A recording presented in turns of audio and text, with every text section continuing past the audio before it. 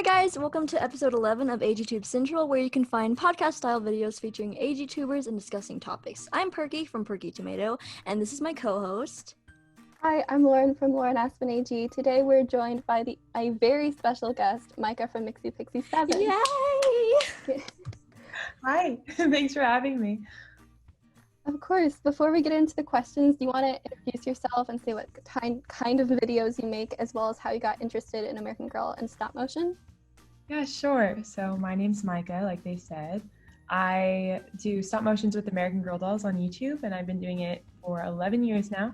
I started as a hobby when I was 9, and it was just something fun that I would do after school. And then after a few years of just messing around, I realized that it was something that people actually enjoyed watching. And so I started to take it a little more seriously and started investing in, equipment and more things for the dollhouse. And here we are now, 11 years. Wow, that's insane. So cool. I feel old. So our first topic, we have a bunch of dollhouse related questions. So how big is your dollhouse, like in total rooms?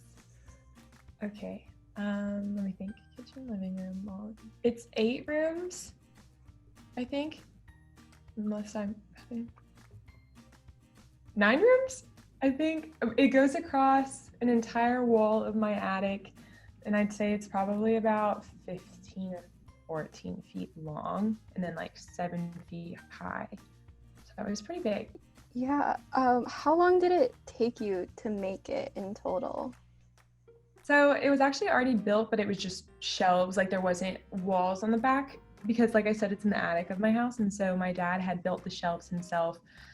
I don't know, maybe like the day before. And then he brought it to me and he was like, what would you say if we moved your dollhouse into this room instead of where it was, which was in like the game room on some tables.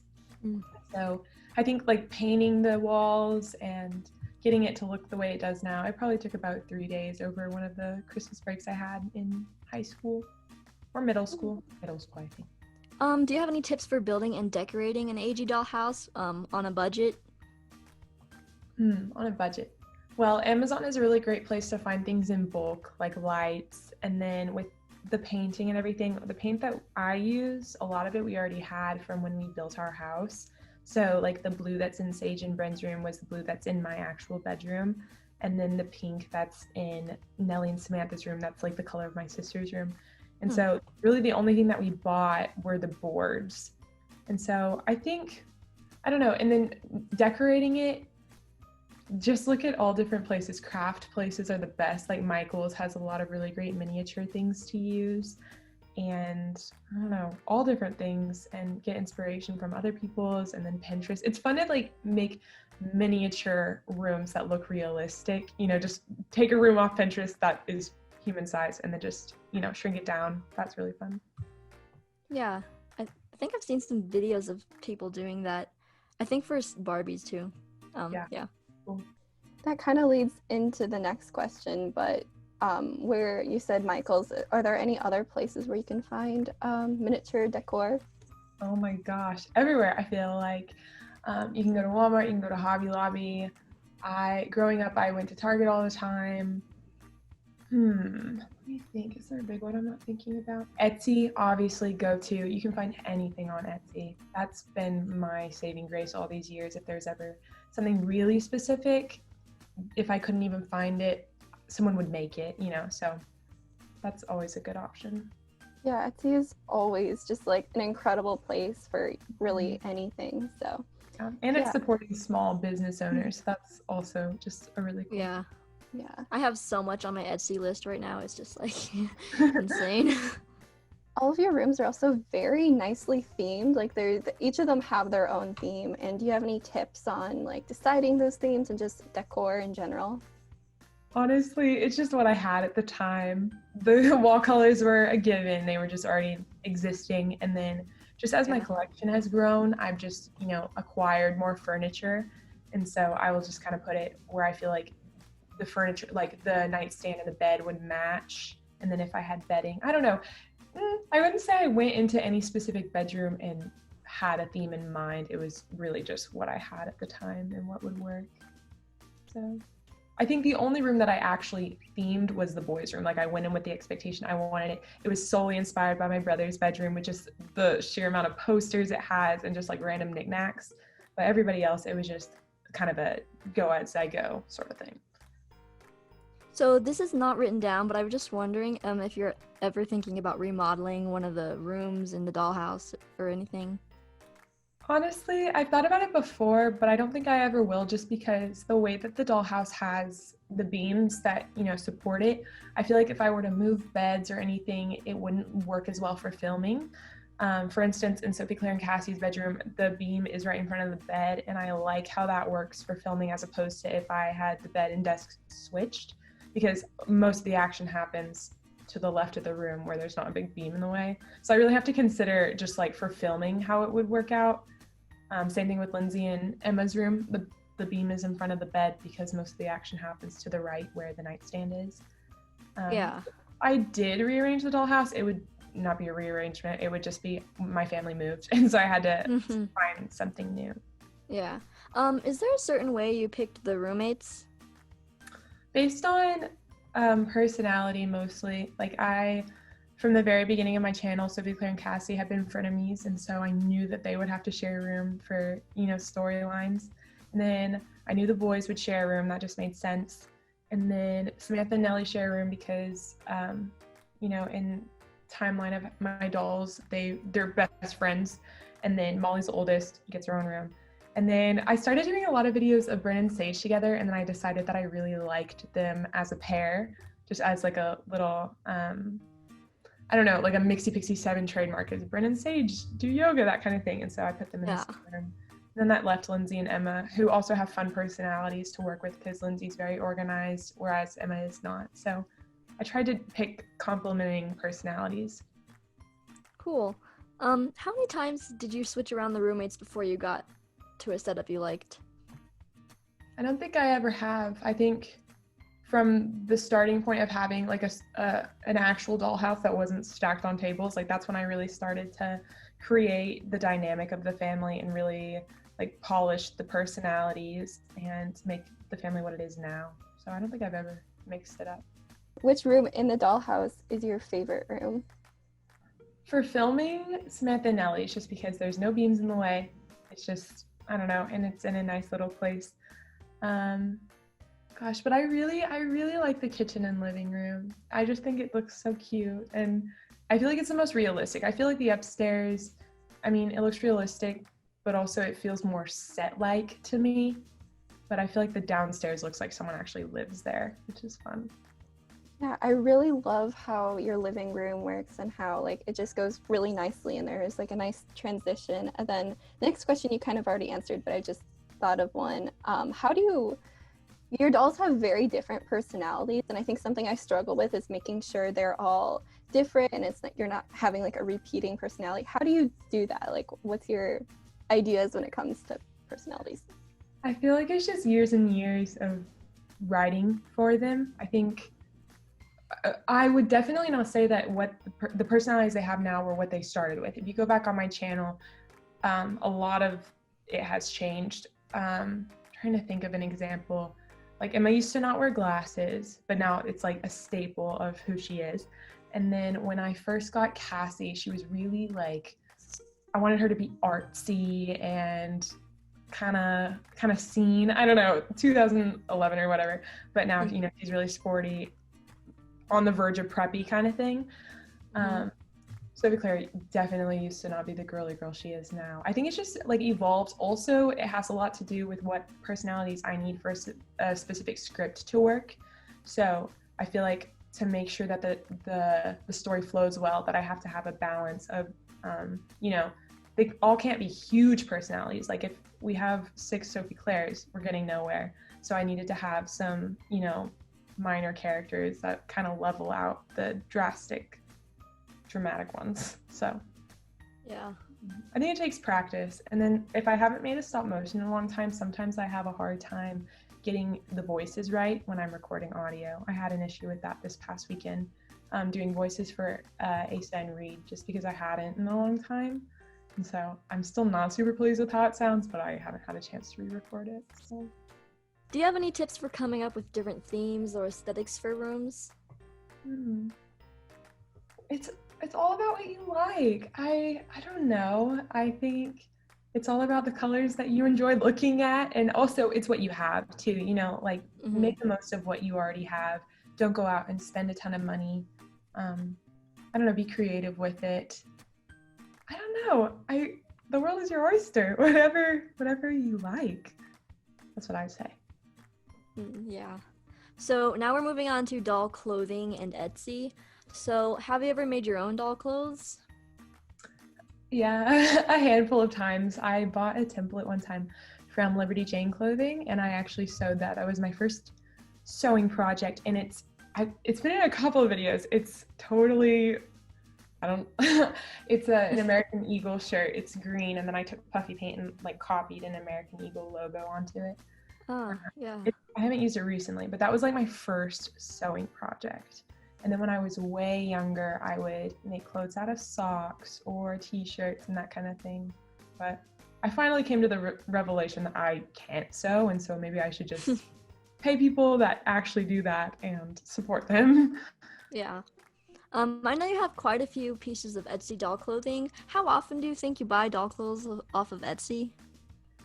If you had asked me that in high school, I would have said I'm on there, you know, every week updating their wardrobe, but I have not bought anything from Etsy this year, I don't think. It has a lot to do with how often I'm home. Like I just feel like I don't have as much time to film videos anymore, therefore I don't need to constantly be buying new things that I'm not using. And B, just being in college, there's other things that I know I need to spend my money on instead. Yeah. And I don't know, but it was crazy. I used to get packages every week. Yeah, Etsy just is incredible. Are there any names of shops you want to shout out? I will try. So a part of me feels like they don't exist anymore. It's been that long. I used to really love a shop called Mini Apparel for my boy clothes. I'm not sure if they're around still. Closet for Chloe, go-to for boy shirts, absolutely. I used to really love the Glam Doll. They were like my number one for girl stuff. I'm trying to think. Stitching Dolls, always one of my favorites. I can never seem to get anything these days because their releases are always when I'm busy. Let me think. I don't want to leave anybody out. There's so many talented seamstresses, and so let me give one more, but I have to think of them first. Oh, is it Cutie Pie clothing, or I forget what it's called. Cutie Pie clothing, I think. Or Cutie Pie Designs. I think that's it. That's all I got for you. Oh yes, it's an Etsy shop. I just Googled it. Do you prefer AG brand clothes or Etsy clothes? I think it really depends. I love both. I think American Girl is just, I really like, I don't know. I love American Girl's holiday stuff always. So that's a winner for me every time. But for more modern stuff, I really prefer just Etsy. Like it's easier to style. I feel like American Girl sticks to a lot of the same color schemes, whereas Etsy, it's easier to find more variety.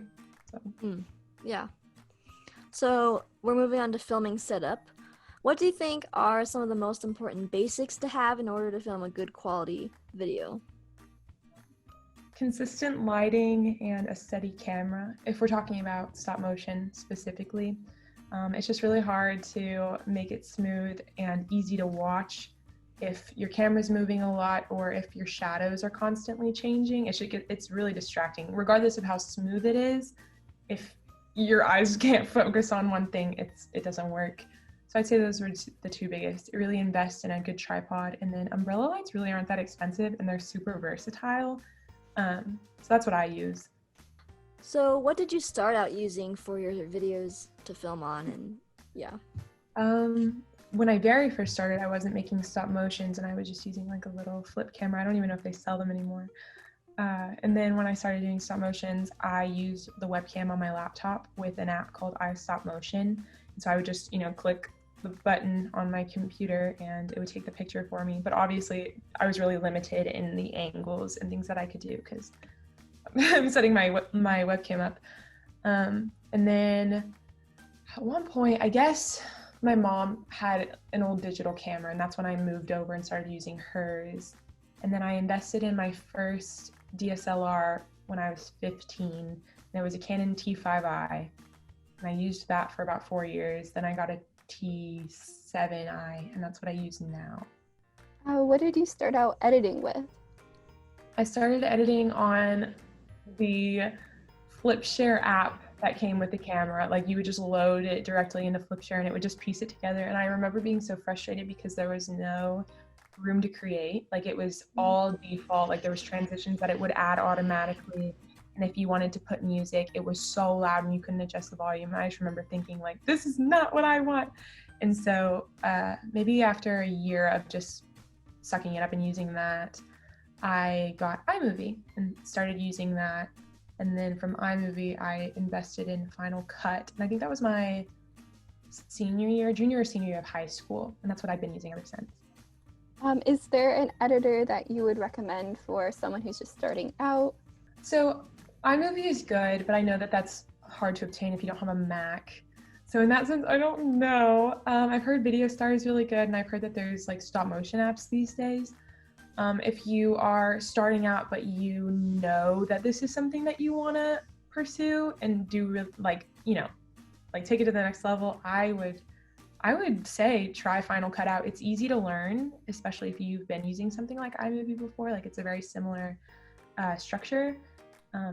I like it more than other industry standards. Like Premiere Pro, to me, is just really hard to get good at unless you are investing hours and hours and hours. But Final Cut, if you're willing to spend the money, I'd say it's worth it. Yeah, I just recently started using Final Cut Pro, so yeah, I definitely agree. You can do a lot of pretty fun things on there. So. Yeah, for sure. And it's easy, like if there's something you don't know how to do, it's so easy to Google and just get the steps right away. Yeah. So we've had so many questions for you, but since we are planning to do a future podcast with you to cover the things we missed here, we also wanted to add some last few questions that might give the viewers an idea about what we'll cover in the future. So do you often read your fan mail? Not as often as I wish I could. I just don't have time to sit down and like open it unless I'm doing it for a Mail of the Week segment. I do plan to do another actual P.O. Box video over Christmas break. I see it all though. Like I'll dig through and see names and decorations, but a lot of times I won't be able to actually read it until I'm opening it for a video. Yeah, do you ever at any point just feel unproductive or burnout? Do you ever feel that, or have you been like consistently, doing it for like 11 years? No, I've definitely gone through peaks and valleys. I would say that this past year has been really hard to find motivation. Losing comments my channel took a hit with that. Like I for a long time I was in a slump because I was just like feeling really uninspired. I knew the viewers were there. I was seeing the numbers, but it's just like when you don't have that community, when you don't see the comments, like it's a game changer. And so I'd say at the beginning of the year I really struggled. I really considered maybe this isn't what I'm supposed to be doing. But with Patreon, I've had to really step it up and, get back into the swing of things. So I don't know. I think that's with any job though. Like I really enjoy it, but there are times when I'm like, I wonder what this would be like if I was doing this instead, that kind of thing. Was there a time when you wanted to quit YouTube? There's been a couple. I think I considered, let me think. Freshman year of college, I heavily considered it just because it was getting really hard to make the back and forth trek from school to my house where my studio is. Like that just got exhausting really quick. So I was like, maybe this is not something I'm supposed to be doing in college. And then the other time that I felt that was this past December when I found out about all the COPPA, like everything changing on KidsTube. When my revenue was cut immensely, part of me really wanted to quit because it didn't feel worth it anymore.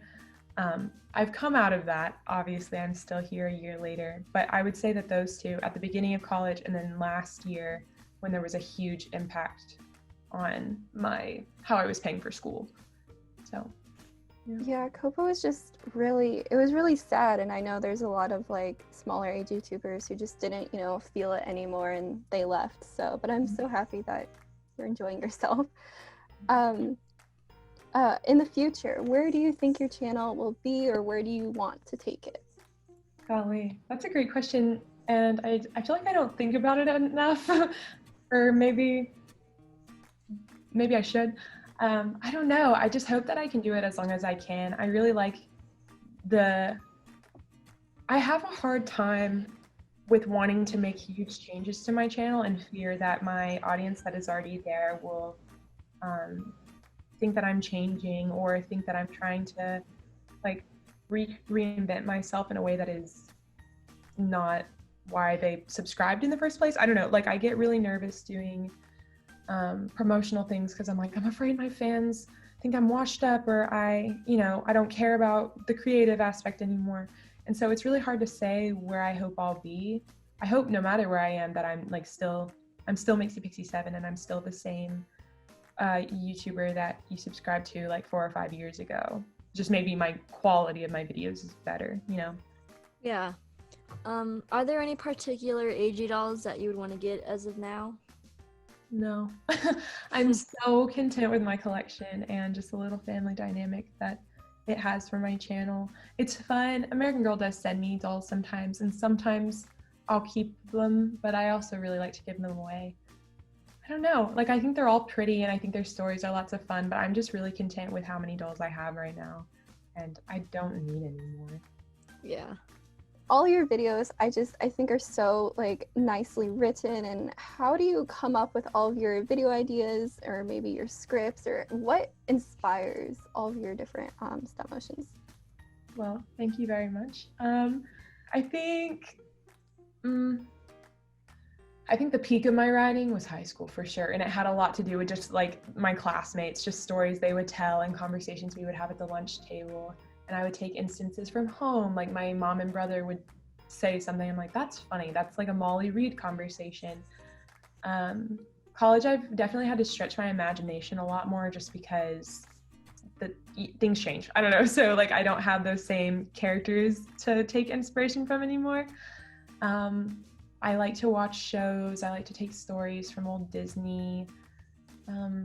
Or if there's like a theme that's like heavy on my heart, like the vase stop motion that just came out about honesty, that was, it doesn't seem like it would be like that deep, but that was actually a really personal script. I was really going through something when I wrote that, about just Emma, like knowing the truth, not wanting to tell the truth, that kind of thing. Mm-hmm. And so, I don't know, just all different places. Inspiration is to be found everywhere. Yeah, so I know a lot of AGTubers don't like to do AGSMs because they take a lot of time, but how do you manage filming an AGSM, and how do you find the patience and time?